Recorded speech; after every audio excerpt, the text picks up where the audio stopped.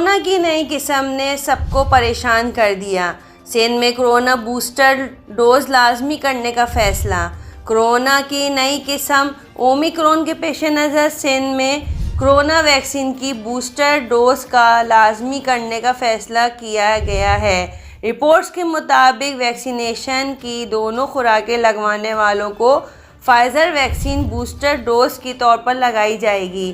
دوسری جانب پاکستان نے بھی ہانگ کانگ اور 6 افریقی ملکوں پر سفری پابندی عائد کر دی ہے۔ پاکستان کا سفر کرنے والے پاکستانی شہریوں کو پہلے اجازت حاصل کرنا ہوگی۔